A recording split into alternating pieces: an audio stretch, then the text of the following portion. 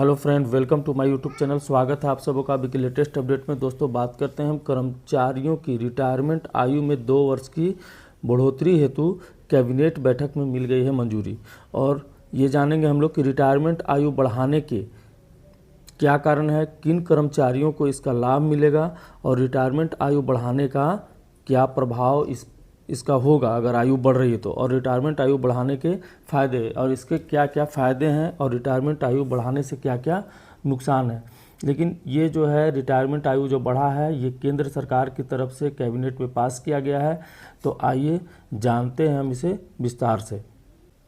यहाँ देख सकते हैं रिटायरमेंट आयु में 2 वर्ष की बढ़ोतरी कैबिनेट बैठक में मिली मंजूरी। यहाँ देख सकते हैं रिटायरमेंट एज इंक्रीज 2024। भारत सरकार ने एक बड़ा फैसला लेते हुए केंद्रीय कर्मचारियों की रिटायरमेंट आयु में 2 साल की बढ़ोतरी करने का निर्णय लिया है। इस फैसले से लाखों सरकारी कर्मचारियों को फायदा होगा और वे अब 62 साल की उम्र तक नौकरी कर सकेंगे। यह कदम कर्मचारियों के हित में उठाया गया है ताकि वे और अधिक समय तक सेवा दे सके और अपने अनुभव का लाभ देश को दे सके।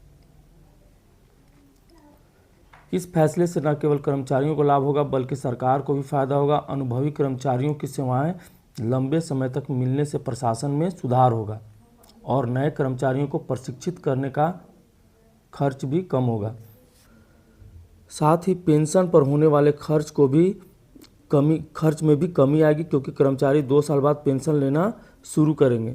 रिटायरमेंट आयु बढ़ाने का फैसला, यहाँ देखिए रिटायरमेंट आयु बढ़ाने का फैसला लिया गया है। सरकार ने लंबे समय से इस प्रस्ताव पर विचार कर रही थी और कैबिनेट की बैठक में इसे मंजूरी दे दी गई।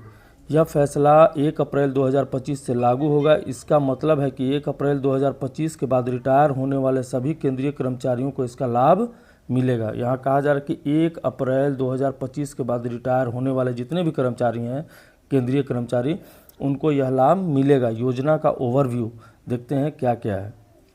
यहाँ देख सकते हैं योजना का नाम है रिटायरमेंट आयु बढ़ोतरी योजना। लागू होने की तिथि 1 अप्रैल 2025 से ये लागू किया जाएगा केंद्रीय कर्मचारियों के लिए।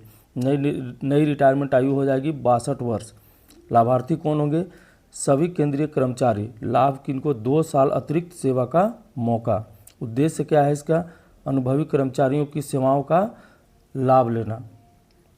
रिटायरमेंट आयु बढ़ाने के क्या कारण है? आखिर सरकार ने यह फैसला कई कारणों से लिया। जीवन प्रत्याशा में वृद्धि। पिछले कुछ दशक में भारतीयों की औसत आयु बढ़ी है। 1998 में जहां यह 61.4 वर्ष थी, वहीं 2024 में बढ़कर 72.24 वर्ष हो गई है। यहाँ बोला जा रहा है कि आखिर क्या कारण है कि औसत आयु जो है वो बढ़ गई है। पहले 61.4 था, वहीं अब 2024 में बढ़कर 72.24 हो गई। इसलिए अनुभवी कर्मचारियों की ज़रूरत। सरकार को लगता है कि अनुभवी कर्मचारियों की सेवाओं का लाभ और अधिक समय तक लिया जा सकता है। पेंशन बोझ कम करना। रिटायरमेंट आयु बढ़ने से पेंशन पर होने वाला खर्च कम होगा क्योंकि कर्मचारी 2 साल बाद पेंशन लेना शुरू करेंगे।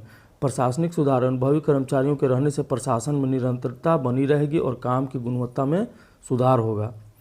तो ये हो गया आपका रिटायरमेंट आयु बढ़ाने के कारण। अब यहाँ देख लेते हैं कि किन किन कर्मचारियों को लाभ मिलेगा। यह फैसला सभी केंद्रीय कर्मचारियों पर लागू होगा। इसमें शामिल सभी मंत्रालय और विभाग के कर्मचारियों, केंद्रीय सार्वजनिक उपक्रमों PSUs के कर्मचारी, स्वायत्ता संस्थाओं के कर्मचारी, केंद्रीय विश्वविद्यालय के शिक्षक और कर्मचारी। हालांकि यह फैसला राज्य सरकार के कर्मचारियों पर लागू नहीं होगा। राज्य सरकार अपने कर्मचारियों के लिए अलग फैसला ले सकती है। देखिए यहाँ साफ साफ बोला जा रहा है कि अब हर राज्य को अगर फैसला लेना हो कि उनको अपने कर्मचारियों का 62 साल उम्र करना है तो वो अपना अलग से ले सकती है। राज्य सरकार के कर्मचारियों के लिए यह फैसला नहीं है, ये केवल और केवल केंद्रीय कर्मचारियों के लिए है। आगे देखते हैं रिटायरमेंट आयु बढ़ाने का प्रभाव अब क्या पड़ेगा इस पर। इस फैसले के कई क्षेत्रों पर प्रभाव पड़ेगा। कर्मचारियों पर क्या प्रभाव पड़ेगा? अतिरिक्त आय। कर्मचारियों को 2 साल का अतिरिक्त वेतन मिलेगा जिससे उनकी आर्थिक स्थिति मजबूत होगी। बड़ा पेंशन कोष। 2 साल अधिक योगदान से फंड बड़ा होगा जिससे रिटायरमेंट के बाद अधिक पेंशन मिलेगी। काम करने का मौका। अनुभवी कर्मचारियों को अपने अनुभव का लाभ देश को देने का मौका मिलेगा। सरकार पर प्रभाव। इसका सरकार पर प्रभाव क्या पड़ेगा ये देख सकते हैं कि यहाँ पेंशन बोझ कम कर रिटायरमेंट 2 साल बाद होने से पेंशन पर खर्च कम होगा। अनुभवी कर्मचारियों की सेवाएं सरकार को लंबे समय तक अनुभवी कर्मचारियों की सेवाएं मिलेगी। प्रशिक्षण खर्च में कमी आएगी, नए कर्मचारियों को प्रशिक्षित करने का खर्च कम होगा। अब देख लीजिए इसका मेन प्रभाव युवाओं पे होगा कि युवाओं पे क्या होगा इसका प्रभाव। नौकरी के अवसर में कमी, 2 साल तक नई भर्तियां कम होगी जिससे युवाओं की नौकरी पाने में दिक्कत हो सकती है। प्रमोशन में देरी, मौजूदा कर्मचारियों के लिए प्रमोशन में 2 साल की देरी भी होगी। जब अगर वही कर्मचारी 2 साल अधिक काम करेंगे तो प्रमोशन भी 2 साल देरी से मिलेगी जो कर्मचारी काम कर रहे होंगे, नए कर्मचारी। अब यहाँ देख सकते हैं रिटायरमेंट आयु बढ़ाने के नुकसान क्या क्या है। हालांकि इस फैसले से के कुछ नुकसान भी हो सकते हैं। पहला, युवाओं के लिए नौकरी के कम अवसर, 2 साल तक नई भर्तियां कम होगी जिससे युवाओं की नौकरी पाने में दिक्कत होगी। प्रमोशन में देरी, मौजूदा कर्मचारियों के लिए प्रमोशन में 2 साल की देरी हो सकती है। बुजुर्ग कर्मचारियों की समस्याएं, कुछ कर्मचारियों को 60 वर्ष की उम्र के बाद काम करने में स्वास्थ्य संबंधी दिक्कत हो सकती है।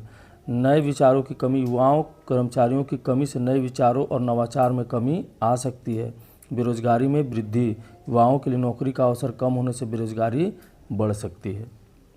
तो यहाँ पे आप देख लिए कि कर्मचारियों का जो है रिटायरमेंट आयु केंद्र सरकार ने 2 वर्ष बढ़ाने की सहमति दे दी है और इसमें क्या इसके नुकसान हैं और क्या फ़ायदे हैं ये भी देख लिए। और ये भी साथ साथ कहा गया कि राज्य सरकार अगर चाहे तो वो भी अपने राज्यों में इस चीज़ को लागू कर सकती है। ये केवल केंद्रीय कर्मचारियों के लिए लागू किया गया है।